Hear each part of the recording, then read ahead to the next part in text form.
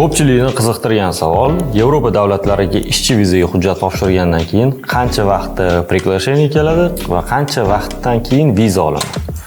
Hozir buni 5 ta davlat misolida sanab o'tamiz. Latviya, Litva, Xorvatiya, Polsha, Bolgariya. Birinchisi Latviya.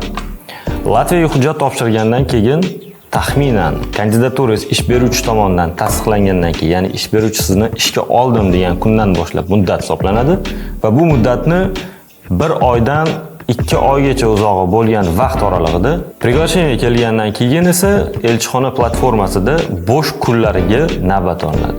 Eng nozik joyi mana shu bo'ladi. Elchixonaga navbat aynan siz приглашение olgan vaqtingiz qaysi kunga ochiqligi. Taxminan 1 oydan keyinga ochiq bo'lishi mumkin yoki 2 oydan keyinga ochiq bo'lishi mumkin. Bu topshirmoqchi bo'lgan odamlar soni ko'pligi va platformadan ro'yxatdan o'tgan odamlar soni ko'pligi bilan bog'liq bo'ladi. Keyingisi Litva. Litva ham xuddi shu.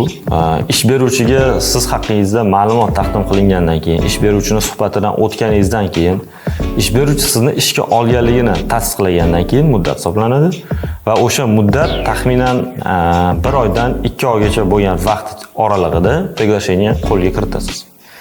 Приглашение olgandan keyin ham Litvada xuddi shu narsa. O'zbekiston fuqarolari O'zbekistondagi Toshkent shahrida joylashgan viza markaziga hujjat topshirishadi. Va eng nozik joyi mana shu. Viza markazida navbat aynan qaysi kunlarga ochiq bo'lishligi yoki bo'lmasligi.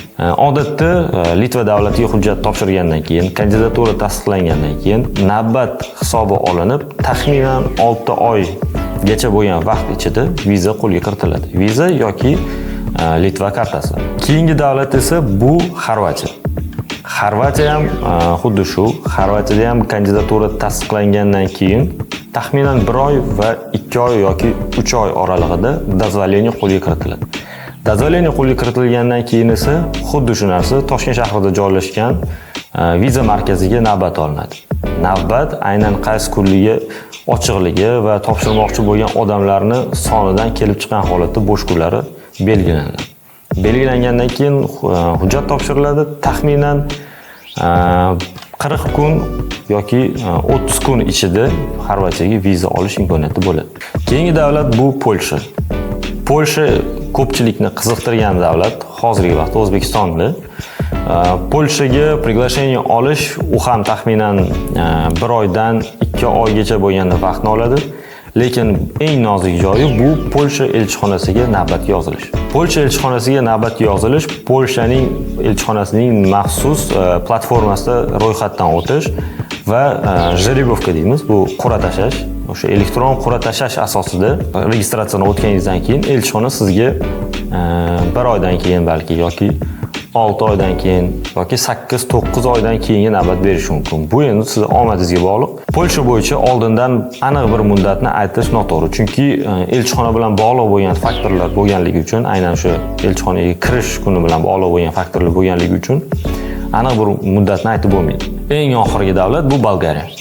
Bolgariyaga hujjat topshirganingizdan keyin kandidaturangiz ish beruvchi tomonidan suhbat yoki suhbatsiz tasdiqlangandan keyin, ya'ni ish beruvchi sizni ishga olganligini ma'lum qilgandan keyin muddat hisoblanish boshlanadi.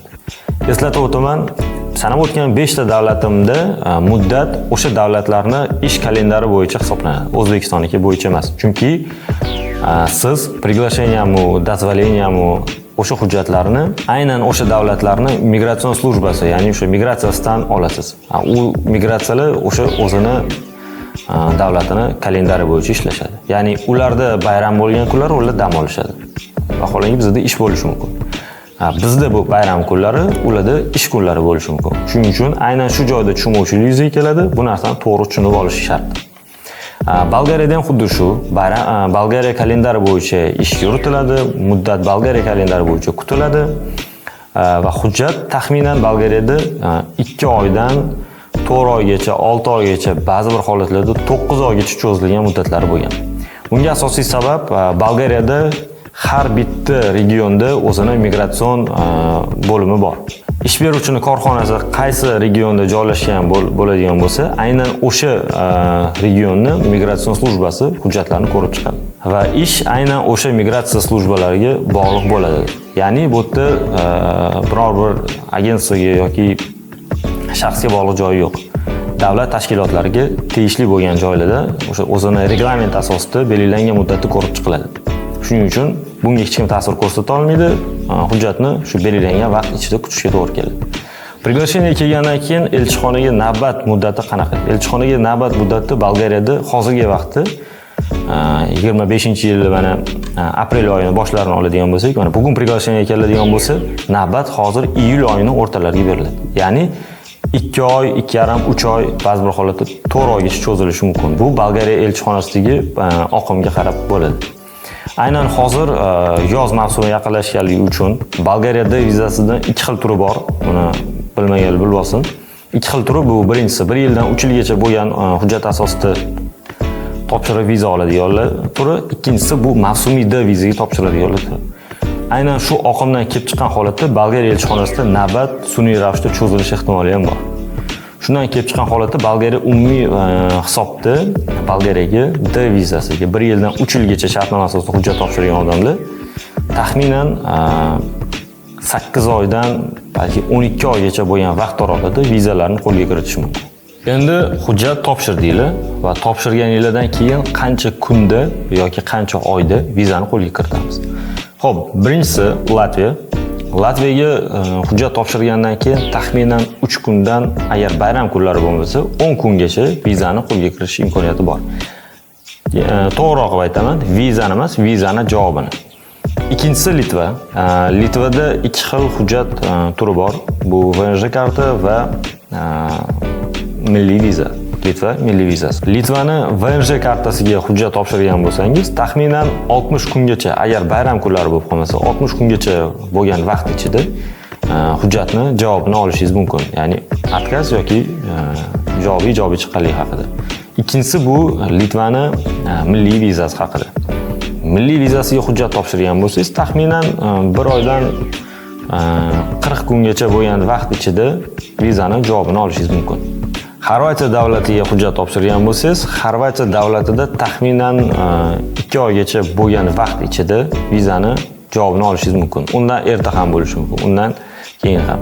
Nima uchun Litva bilan Xorvatiyada sal muddat ko'proq? Sababi bu ikki davlat elchixonalari O'zbekistonda bo'lmaganligi sababi viza markaziy xizmatlaridan foydalangan holatda hujjat topshiriladi va hujjatlar, ya'ni o'sha davlatlarda joylashgan elchixonaga chiqib ketiladi. Hujjatlar o'sha yerda ko'rib chiqib, vizaning javobi yana qaytib viza markaziga jo'natiladi. Shuni hisobga sun'iy ravishda muddat cho'ziladi.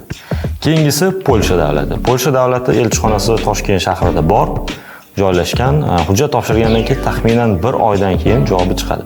Ya'ni 1 oy ichida chiqishi mumkin. Undan erta ham yoki 1 oy ichida chiqishi mumkin.